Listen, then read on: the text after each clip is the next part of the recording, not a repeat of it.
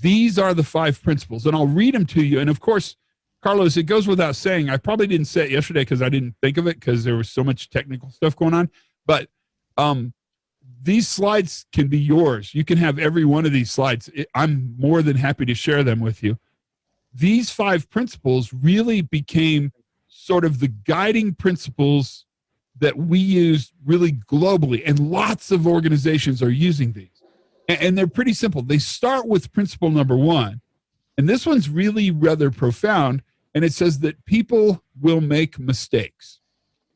In fact, I'll take it one step further.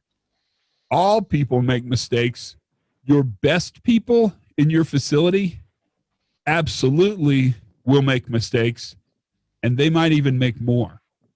And the mistakes are normal, and the mistakes are part of being human, and that mistakes need to be present in a system. If you ever come to me and say, Todd, we've had a bad accident, a worker made a mistake, and it had a serious consequence.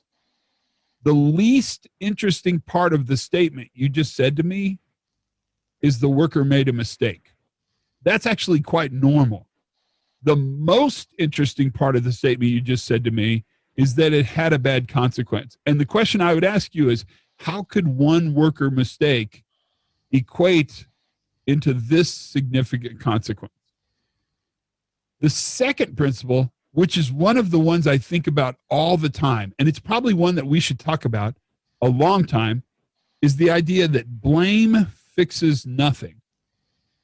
In fact, blame, which is emotionally satisfying, is not terribly effective operationally. And I'll cut to the chase and give you the conclusion on our blame discussion even before we've had it, to tell you that what blame does for you guys on our workshop today is that blame actually stops improvement. The reason blame stops improvement is as soon as you figure out that a worker made a bad choice, then your analysis stops and you no longer seek the deeper latent conditions that exist in the system that could potentially cause the failure. Third one, learning is vital. And in fact, part of my challenge to you today is that our goal ultimately is to become better at learning how operations functions in a typical way. And that our ability to learn is driven not by our ability to sort, track, and trend information, but by our ability to actually openly and with great amounts of humility ask better questions. The fourth one is that context actually drives behavior. This one might be controversial, but I'm going to suggest to you that you do not manage worker behavior. Even if you observe worker behavior, you're not managing worker behavior. Behavior belongs to the individual worker. What you manage is the environment in which the behavior takes place. And then last but not least, and kind of the way we'll finish today, is by talking about how management responds to failure matters. Because one of the biggest changes you can make, one of the most significant cultural changes you can make as you move into this new understanding of what reliability is going to look like for the future in the midst of a global pandemic with lots and lots of complexity, we understand all this because you guys do it for a living, is to realize that if we can get managers to look differently at a system, then what happens is we get different corrective actions, different outcomes, and different fixes. So those are the 5 principles, but let's talk about them a little bit today because that's a pretty important thing for us to talk about. And let's start with this idea of human error. So human error is really important for us to talk about. And I understand as we have this discussion yesterday and today, and as you go on this journey and read books and talk to your fellow peers who do the same job you do somewhere around the globe, that the initial belief that people making mistakes and those mistakes equating into some kind of failure is very attractive. But I think we should actually broach human error by saying something that's really bold and saying it pretty early. And that is that I think our biggest problem is that we believe bad things happen to bad people. Now, I know when I say that to you, that might be a bit offensive. That might seem kind of cruel and mean. And you may be sitting at your desk right now saying, that's not true. I don't believe bad things happen to bad people. And I understand that you don't believe that. But what I also understand is that the way our work is organized and the way our companies have traditionally functioned, generally speaking, when something bad happens, our systems align us to look for a place where a worker did something bad. Now, this idea that bad things happen to bad people really comes from something called the fundamental attribution bias. And you may or may not be familiar with that, but it is a phenomena in human behavior that says we ultimately assume that when something happens, it's because the person did something to cause that thing to happen. So let me give you an example. It's the best one I can think of this morning, but it sort of helps us understand fundamental attribution bias. And to give you this example, I'm going to ask you to think of a good medium level employee who works at your facility. That person, that man or woman, is going to drive to work on a Tuesday. They're going to get out of the vehicle and walk towards the main gate.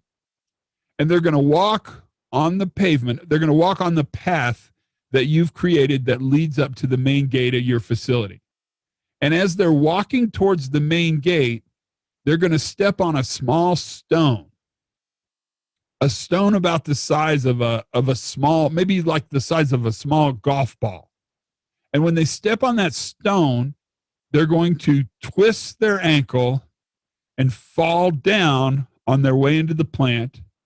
And when they land, they're going to land on their arm and they're going to break their arm. So this is an actual event. I mean, we're pretending, but it's an actual event that happened. Medium, it's not a bad employee. It's not a good employee. It's a medium, right in the middle employee, steps on a stone and breaks their arm. My guess is, and I could be wrong on this, but my guess is that your response to that event will be to tell employees to be more careful, to look where they step, eyes on path, pay more attention. That's part one. Here's part two of the fundamental attribution bias. The next day, Wednesday, the big boss, the chairman of the board, the managing director, the CEO, the jefe grande, the dueño comes to work and is visiting your facility. They park their car in the parking lot under a tree, and they walk down the pavement, down the pathway towards your office. On the way to your office, they step on a small stone about the size of a golf ball. They twist their ankle, they fall down, and they break their arm. My guess is your response to this one is that you'll have some people in the parking lot sweeping up all the small stones. That is an example of the fundamental attribution disorder. When it happens to the average worker, we ask the worker to be more careful. When it happens to us or the senior leader of our organization, we clean the stones out of the parking lot. The challenge we have is that human error is normal. In fact, we know workers make mistakes. The data tells us, and this comes from the quality people because they track human error pretty carefully, that the average worker working in your facility today is making between 5 and 7 mistakes an hour. Now, not all of those mistakes are going to have consequence, but all of those mistakes are present. And the important thing for us to understand is that we cannot build a system that demands workers be perfect, because we have filled our facilities with imperfect human beings. And so we have to build systems that understand that people make mistakes. And that most importantly, and this will be really valuable, is that mistakes are not choices. Mistakes are unintentional deviations from an expected outcome. Now, if you look at mistakes, I'm going to show you a quick slide behind me. You'll understand that mistakes are really interesting. So let me start with the smaller of the two pies, which I should just comment before we move on, that in real life, I would never start with the smaller of the two pies. I'm a really big guy and I love to eat. If there's a big pie and a small pie, I would go with the big pie. But today, let's start with the smaller of the two pies. And it says that operational upsets, things that happen in your facility, happen because of about 90% of the time a worker made a mistake, and about 10% of the time the equipment failed. Now, I would even suggest to you guys that that number is a little questionable to me, because if I looked at equipment failure and built a case, I could probably find human error in why the equipment failed. The small pie, however, leads us to the big pie, and the big pie says that there's really two types of error modality that we see operationally. There's actually more. If we had a lot of time, we could spend probably a week talking about human error, because human error is really interesting. But for today, let's talk about the fact that there are two types of errors you see. The first type, about 30% of the mistakes that happen operationally with your workforce are really categorized as individual error. That is things like forgetting to do something. I forgot to do something. Is forgetting to do something a choice? Well, the answer to that is probably no, because people don't forget to do something on purpose. They forget to do something. And you know, if you've ever lost your mobile phone, or not lost it, but if you've ever misplaced your mobile phone, you know almost immediately that you didn't misplace it on purpose, you misplaced it. And so asking people not to forget to do something in the hopes that they'll come back and not forget to do something they did not mean to forget in the first place is probably not a very robust control for managing high-risk operations, critical operations. And so one of the things that we need to understand is about 30% of the failure modality you see, you can't really remove. You can't stop the inevitable individual error. And so if you can't stop that error, what you do is you actually build in controls that assume that error is there. So let me ask this question. Can you plug a USB stick in wrong? It's a hard question, I know. Oh, and I'm getting some answers. So the answer is yes. Let me ask it better. Let me ask the question completely better. Without using a hammer, can you plug a USB stick in wrong? And the answer is no. And the reason you can't is because it's designed to go only one way. Why did they design it to only go one way? Because they know that you're a human being and that you are going to try to do it wrong. And if you're like me, you probably try to do it wrong 3 or 4 times, even though there's only 2 choices. I still sort of find ways to make it even more complicated. But if you have not learned today, you probably learned yesterday, I'm not very good at the computer side of this equation, right? USB sticks are designed not to drive human error out of the system, but they're actually designed because they know human error is in the system. And our challenge is that we must build processes and practices, especially for high-risk critical work, that understands the worker will not be perfect, that understands they will, in fact, make mistakes, that even your best worker will eventually become complacent. Because as a psychologist, I would tell you that complacency is not a behavioral choice. Complacency is actually a function of a very stable system. The more times you do high-risk work safely, the less risky the perception you have of that high-risk work becomes. Risk perception always erodes because of success. That is just a function of being a human being. It's the reason when you buy a car, they give you more than one key. You don't need more than one key. It's not like your car is a missile launch system where you and your spouse sit in the car and you put the key in and count to 3 and you both turn the key and it shoots out like a rocket. The reason they give you more than one key is because they know you're going to lose a key. And so we build systems that are actually able to absorb the normal human error that exists in the process.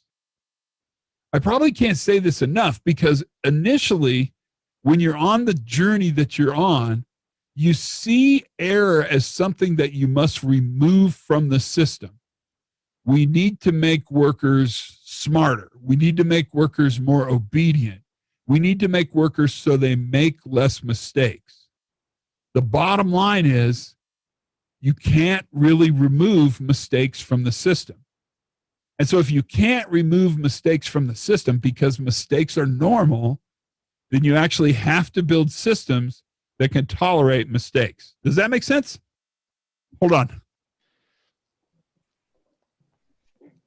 Yes, Mariano from Argentina again told, yes, hello. In fact, if you think, for example, in one of the safer activities in the world, that is flying, you have to understand that in the cockpit there are some mistakes in any flight, So absolutely. You have to know how to work with that. Absolutely. And in fact, we know because we've tracked cockpit mistakes pretty well that a pilot makes between 8 and 15 mistakes per hour. Now, not all of those mistakes have high consequence. In fact, oftentimes they have very low consequence, or we catch them early, or we've put them in a system, which is very true in aviation, where the mistake actually has recoverability. And so if you think about it, like I use Google Mail. I don't know if I should use Google Mail. That's a different class. But I know when I send you a letter, an email, it gives me a few seconds at the bottom of my computer screen where if I need to, I can actually cancel that mail and recover it back. And that building in of recoverability is an important part of how we think about understanding human error. Error is very interesting because error is not a sin. And I don't mean that in a flippant way, but error is not a moral failing. Mistakes aren't because the person is weak. Mistakes happen, human error happens because the person is human. And the challenge we have, and this is a very big shift in thinking, and you guys know this. I mean, to a great extent, you're thinking about this already because you voluntarily chose to take this class. But the people in your company still may represent a view where they think if the worker tried harder or cared more, they would not make that mistake. That is that fundamental attribution bias. And so the very first thing we have to do, and it's really difficult, is to understand that because mistakes are not choices, we cannot remove mistakes by asking people not to make mistakes. Mistakes are unintentional deviations from an expected outcome. What we do is build systems that can tolerate mistakes. That's really fundamentally important. We must design, manage, control, engineer, and sustain systems that are tolerant of both error and violation, because we'll always have both. But it really goes back to the idea that mistakes really happen because of the way the mind handles information, the limitations of being a human being. In fact, the very things that make you smart also make you error prone. Mistakes arise directly from the way the mind handles information, not through stupidity and not through carelessness. Even the best people you have will make mistakes. Even the best. The problem is that when mistakes are made, they don't initially appear as mistakes. Let's try one. Do you feel like having an experiment? Sure. I think we should try one. And so what I want to do is, in a moment, behind my head, I'm going to show a slide. Now, there's going to be a sentence appear in the box in English. Now, I'm not going to put this on slide view because that would make it too easy. And the whole goal is to make mistakes. So I want you to look carefully at the box behind me, and I want you to read the sentence as carefully as you possibly can, okay? Use extra superpower to read it. And I want you to count the number of F's that are in the sentence, okay? So if it's an F, count it. If it's a capital F, that's an F. If it's a small f, that's an F, count it. Now, there is no trick to this, so don't read the instructions and say, well, he's trying to trick me, because I'm not going to try to trick you. What I want to illustrate is how normal mistakes are, and so this is just as simple as it can possibly be. In fact, my advice to you is to try not to overthink this, because it's really simple. The sentence is only 18 words long, but I'll give you 25 seconds. That's how much I love you guys, to actually read it carefully and count the F's. When you're done, just type your number into chat and wait until you push send, because I'll have us push send all at one time so we don't influence each other's behaviors. So here comes the sentence, 25 seconds on the clock. When it's done, put the number in chat, and then when I say send, push send, and we'll see how we do. You're going to be great, but I'll bet we make some mistakes. Here we go. Ready? This is the sentence. Go.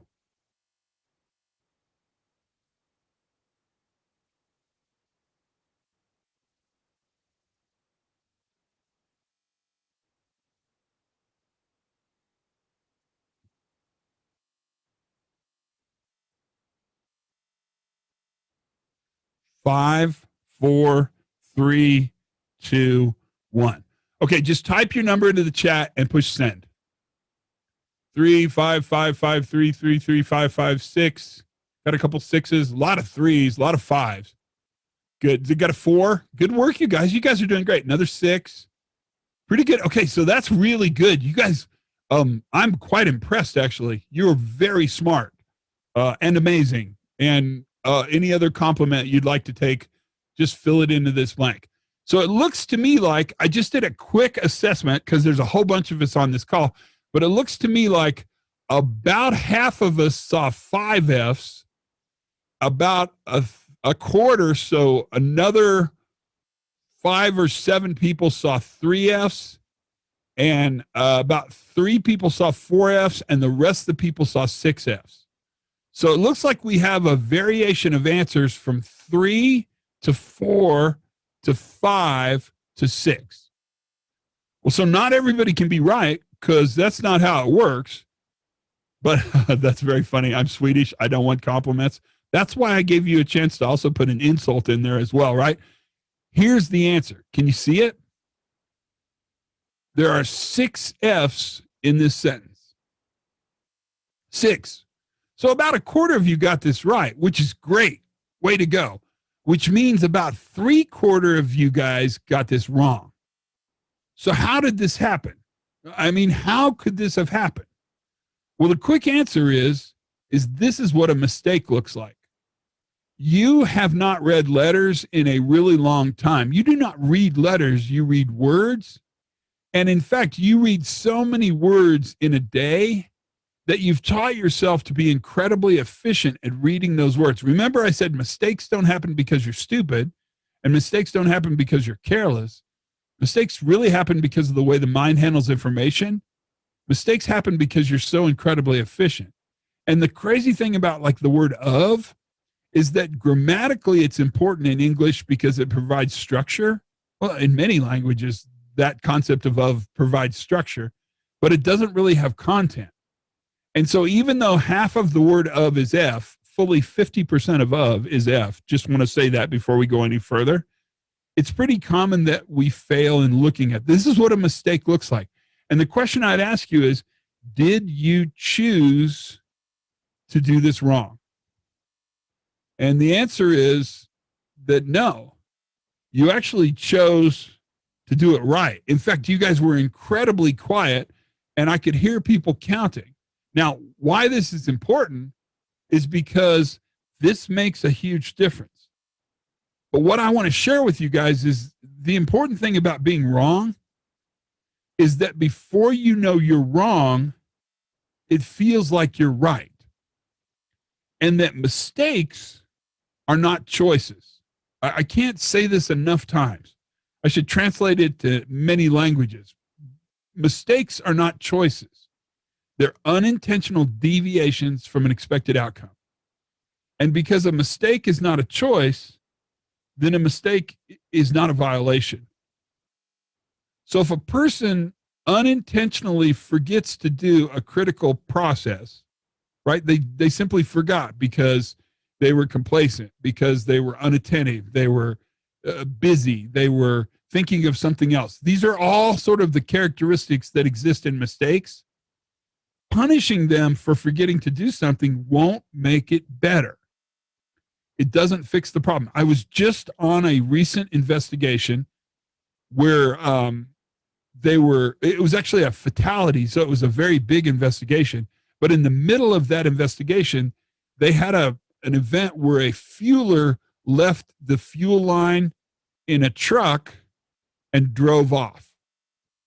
So he filled the vehicle with fuel, but then he forgot to put the fuel line back on the truck and he drove off, and it ripped the fuel line from the vehicle. And the company was in the process of actually disciplining the worker for forgetting to put the fuel line back into the truck. And for some reason, this topic came up in the midst of the fatality investigation. I guess it came up because one of the safety people was asking for advice. And I said, that seems to me like that was a mistake.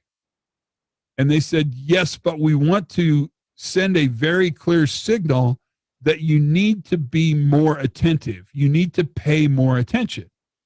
And so I asked the same question that you would ask. I'll bet you would ask exactly the same question. And that question was, how many times has this fueler done this before? How many other hoses has he ripped off the truck or left in the vehicle he was fueling and drove away? And the safety person says, I don't know that. And I said, well, we should maybe find that out. Let's ask. And so he went to the field and he asked, and he came back and he said, this only happened one other time 4 years ago. So 4 years ago, they left the hose in the truck. And then last week, they left the hose in the truck. I don't know what you are thinking, but my guess is that what you're looking at is a mistake. And punishing the person would be emotionally satisfying. I guess it would feel like the organization was doing something, they were taking action. But I would tell you that I'm not sure it fixes the problem. And the problem strikes me as very rare. It doesn't happen very often. It's actually quite inexpensive because the fuel line had an emergency couple on it so that if it got pulled, it would break away and cause no harm or no leak of fuel. So actually their safety system worked very effectively.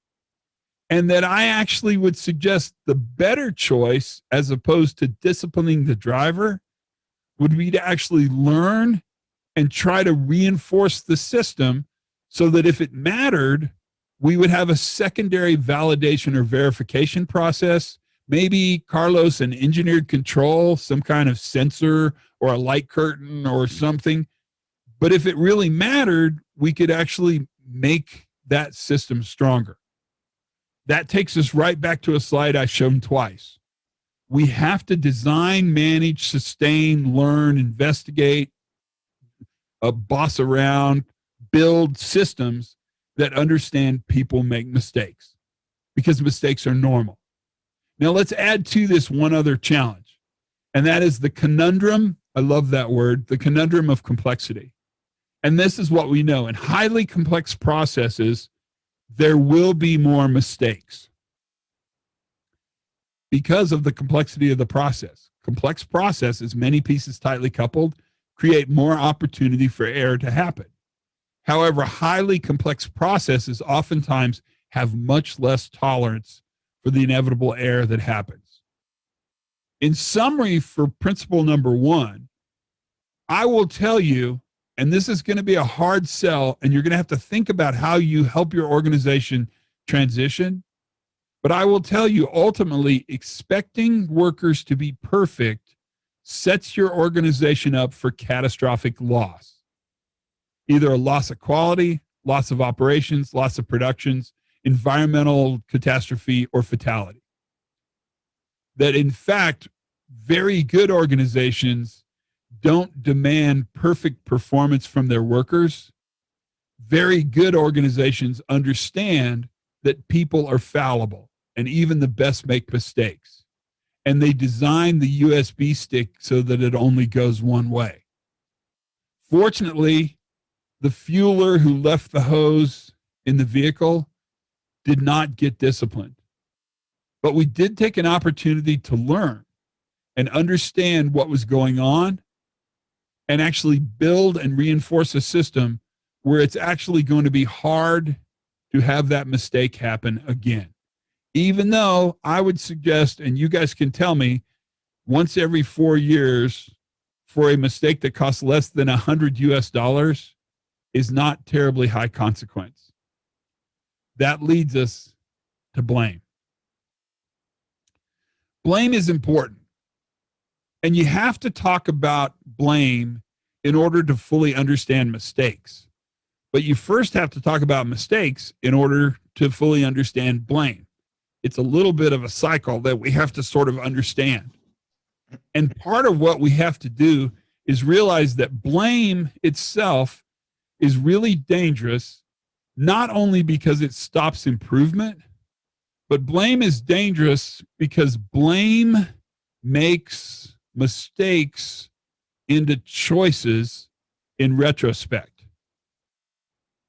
Let me say that again, just in case you're wondering. Blame makes mistakes choices in retrospect. So if a worker forgets to do something, we do an investigation and we determine that the blame for the event exists at the place where the worker forgets to do something, then what happens is we're now in a position where, in fact, what's happened is we've retrospectively used blame to determine culpability. Blame never fixes anything. Anytime something happens, your organization makes a decision whether they're going to fix the people or fix the system. Blaming is quick, it's cheap, it seems to give you information, but it ultimately doesn't make your process better.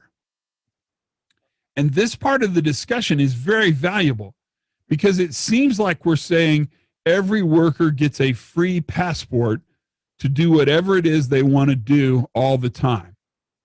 And that's not true. You still have to manage workers. You still have to manage performance. You still have to manage their behavior. But I would suggest blame doesn't help make safety better. And the reason I can say that to you is because you'll never discipline your way into a better safety program. We've tried. Many organizations before us have built strong systems where they discipline their way into better safety, and it doesn't work. And the reason is because we tend to treat discipline and accountability as if they're the same thing. But we've already established today, actually this very morning, that they're not the same things. That discipline is really what you use when you're managing intentional variation, and discipline almost always is the tool you'd use for a performance issue. It's not a tool you use for a safety issue.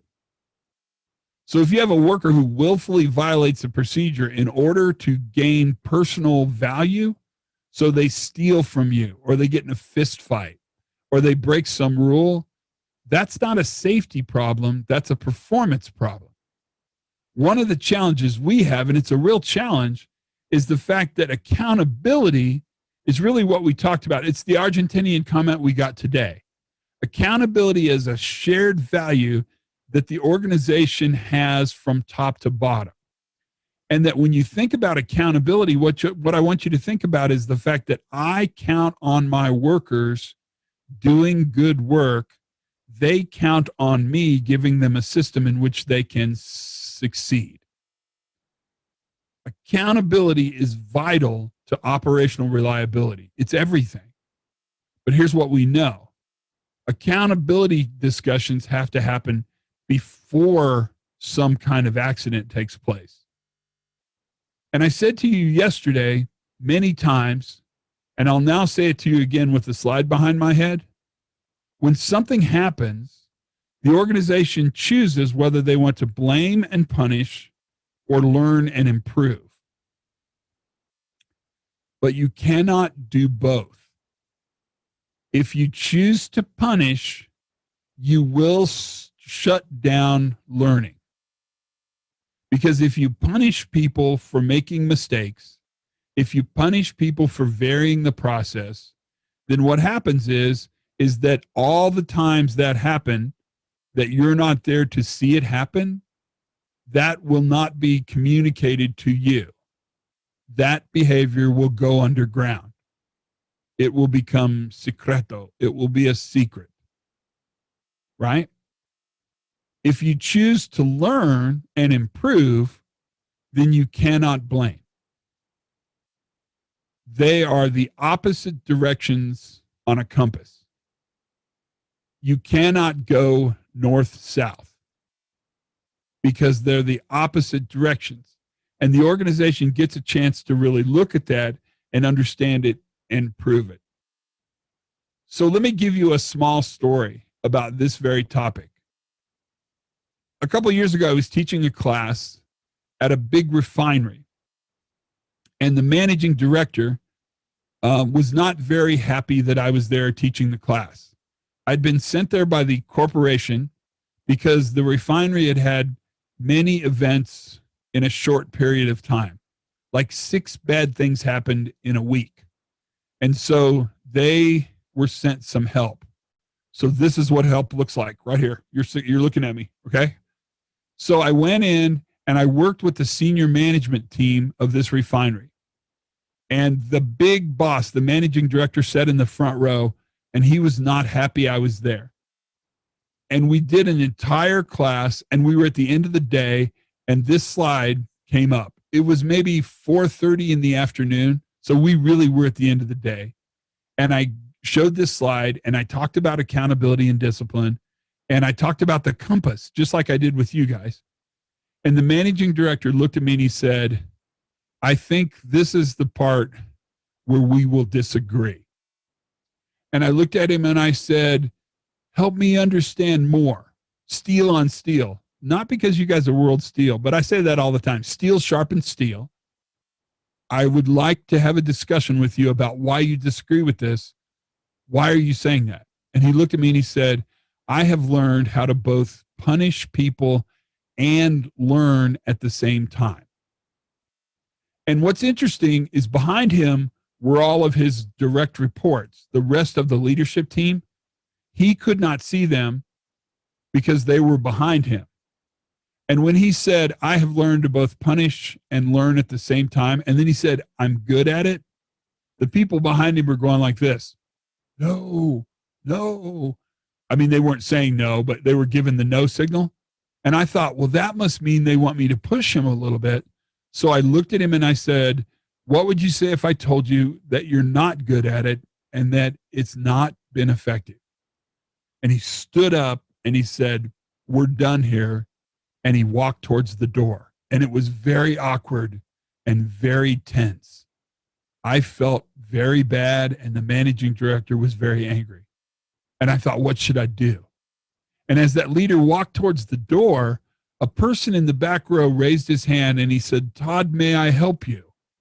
Well, anytime somebody volunteers to throw themselves on a grenade of a bad, mean, evil manager who's about to storm out of the room, the answer is, yes, you can help me. Just like that. That's what I said. Yes, please help me. This guy, who was a direct report of this boss, looked at him and he said, let me translate it to you a little differently. Then he looked at his boss and he said, if you make fun of your daughter's first boyfriend, you'll never get to meet the second.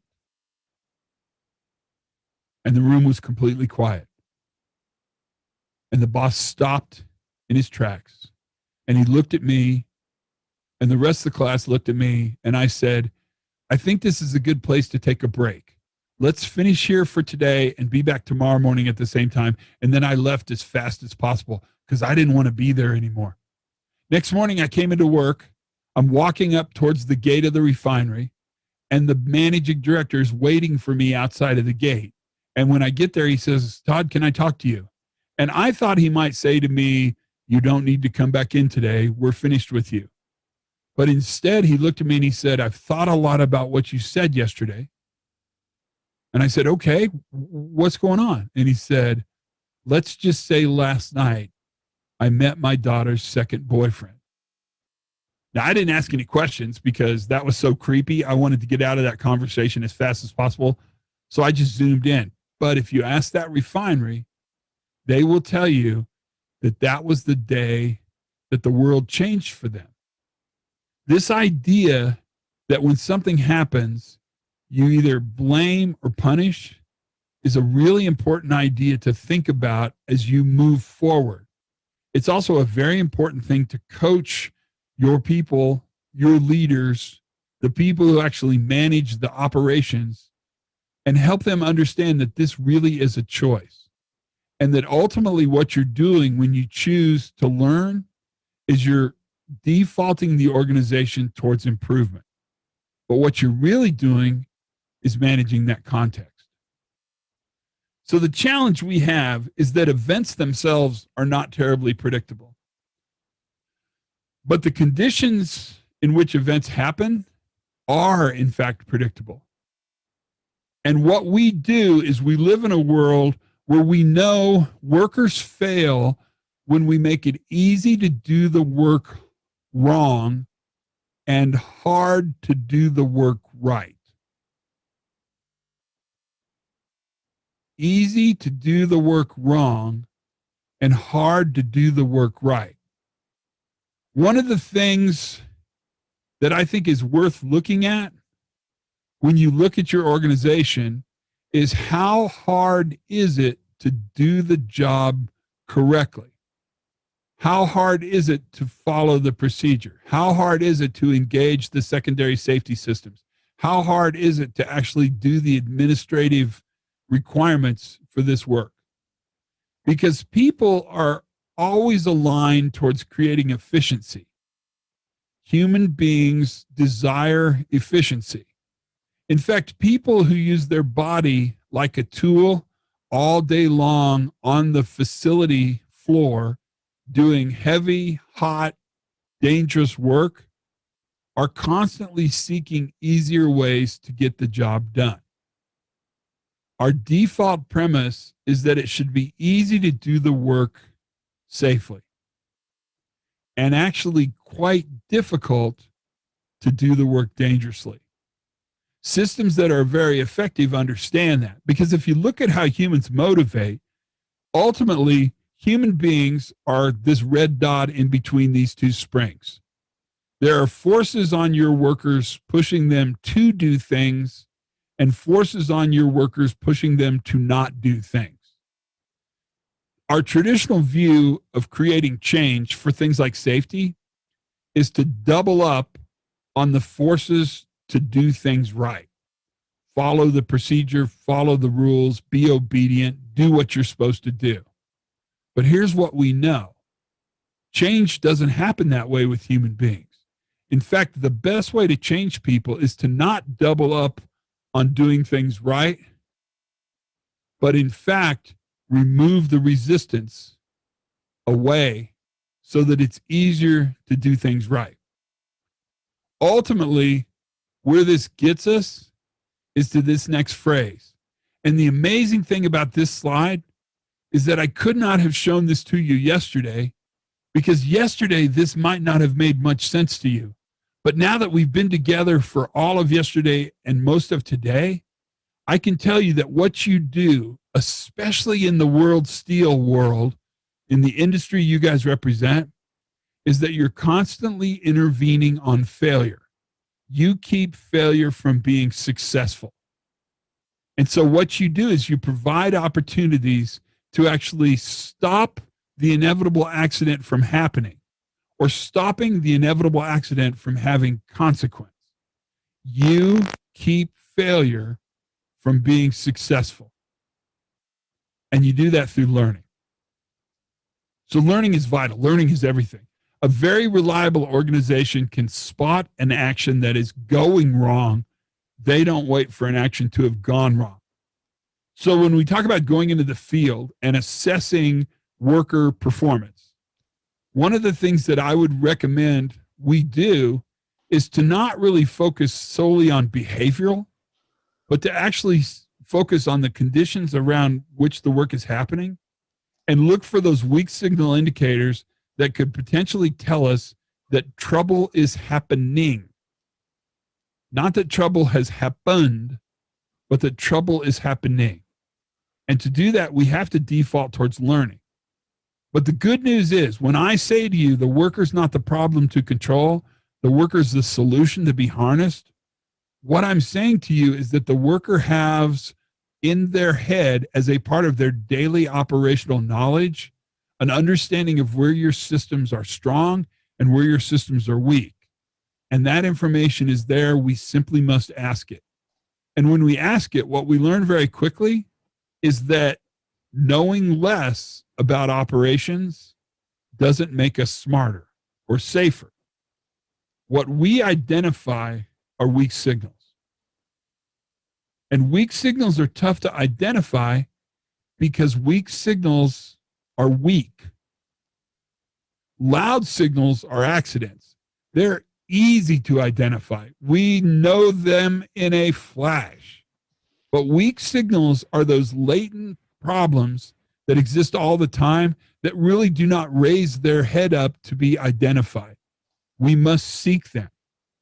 And traditionally, what we've done to seek them is we've asked people to look for the hazards.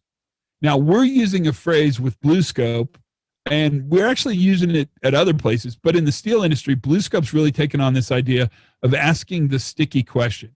And sticky stands for, it's an acronym that stands for stuff that kills you, right? And traditionally, what we would ask them to do is identify the critical risk in your operation. And in the old days, in the traditional safety days, that identification of the critical risk would be seen as a very, very good thing.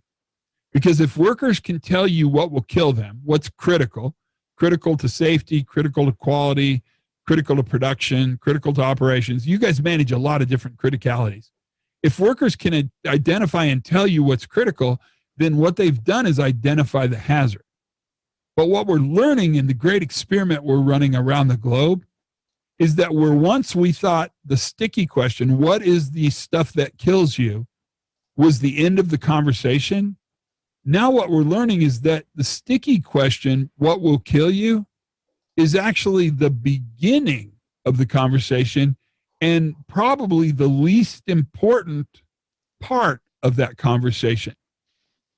In fact, once you ask workers what will kill you, the next question you want to ask is the second question. And the second question is more important than the first, because what you're going to ask is what will kill you, and the workers will tell you the answer. And then you ask this, when that happens, not if, because if implies probability, when implies certainty. When that thing happens, because we don't have perfect people, we don't have perfect processes, we don't have perfect systems, we don't have perfect conditions, we don't have perfect customers. When that bad thing happens, what do you count on to not die? And the second question allows the workers to identify the essential controls necessary in that process. And then the third question is that enough? These three questions, what will kill you, when it happens, not if, when it happens, because we don't have perfect systems, people, or processes, what do you count on to not die? And is it enough? Really allow you the ability to look carefully at what happens and how you move forward. It's not the identification of the critical hazard that's important.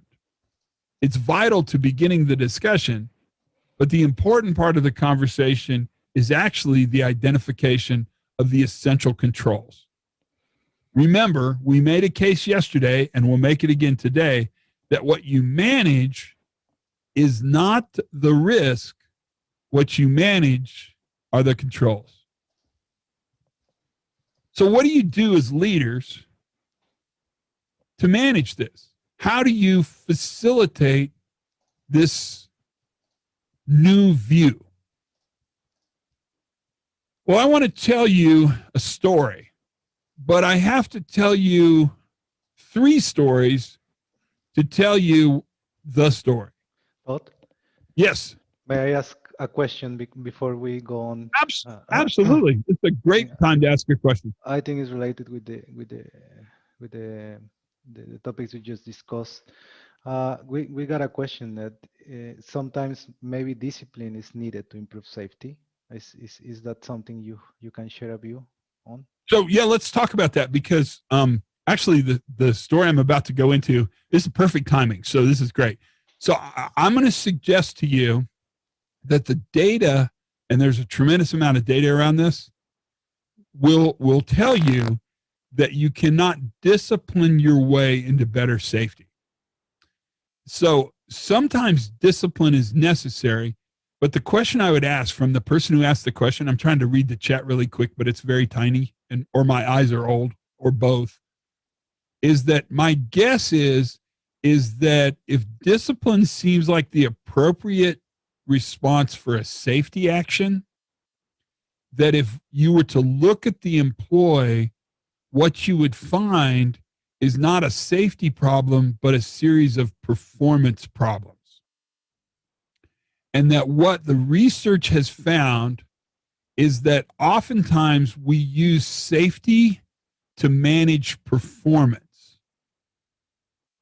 And that a worker who's at a point where you have to discipline them to be safe is really probably a worker that has presented performance issues that we're trying to correct with safety issues. Carlos, Capiensis, what do you think? Yeah, that makes sense to me. Yeah, I don't know if that satisfies the answer. I've not seen a case where we've been in a position where we have to discipline a worker solely because of safety. I've just not seen one. There may be one. I'm just one airline magazine ahead of you guys. I mean, I'm not saying I'm smart at all, but I've looked at this really carefully, because in my brain, I know that you cannot discipline somebody into being safer, or maybe I should say you should not discipline somebody to being safer. And in practice, what I found is that discipline is a very ineffective way to actually create safe and reliable performance. Somebody have a comment? Todd, yes. Can I just make a comment quickly? Yes, of course. And it relates to what we call life-saving rules. Where you've got, in certain areas, you can accommodate people to make mistakes, but in others you cannot. It is normally also a fairly short-term solution. But I think if we talk possibly about road safety, many countries have got horrible safety statistics for their roads. People getting killed on the roads, and speed is a cause and all of that. But you've got, I think Australia is one of the countries where they are really, really good at enforcing speed control on the roads. Now, the consequences as a result of this enforcement relates to the behavior of the people. And people do not take chances, and people do not speed because there are consequences. Now, although I do believe in changing the attitude of people, there is also a place to correct behavior due to or by means of discipline or consequences. So let's talk about this a bit, because I think you're bringing up something really important. So first of all, the dialogue is where everything happens. So the dialogue is the important part of today. But let me actually take you backwards a little bit and ask you a question. This is metaphoric, so everybody kind of think of the answer. You don't have to share it. Do people follow rules? Well, here's what we know. Rule following at best is voluntary. I mean, so we're counting on workers voluntarily choosing to follow the rules. So we know that to be true, right? And the crazy thing about rules is that actually the more we write prescriptive rules, the more we encourage violation. So if you write really hardcore rules, thou shalt never do X, thou shalt never speed, then when your context puts you in a position where you need to speed for whatever reason, going to the hospital or some emergency, you actually have to break the rules. But the best research that's coming around rule following is not coming from safety, and it's not coming from psychology, and it's actually not coming from law enforcement. It's actually coming from economics. So if you guys remember, a couple of years ago, there was a scandal in London called the LIBOR scandal, the London Interbank Currency Exchange. I don't remember what LIBOR stands for, but it's where they set the value of the world's currency in London every morning. And the two people that were in charge of that program got into some kind of deal with each other, and they actually profited individually they cheated the system to set the value. And out of that, you guys probably remember this story better than I do, but out of that came all this research around rule following. And what they learned is that people will follow rules if they meet 3 tests. The first test is you must know the rule in order to follow it. So things like life-saving rules or policies, procedures, training, really vital to getting actually reliable performance, because the premise is I can't follow a rule I don't know. And that makes sense to me. I understand that one. The second is that the rule must actually have operational fidelity. So the rule must make sense to me. If the rule does not make sense to me, then it's a very difficult rule to follow. I don't understand why that rule exists. And because I don't understand why that rule exists, I don't see the rule as important.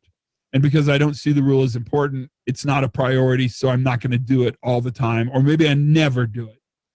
The third test, and this is the one you just brought up, Anders, is that the rule has to be consistently implied or consistently enforced, right? The rule has to be consistently applied to the context.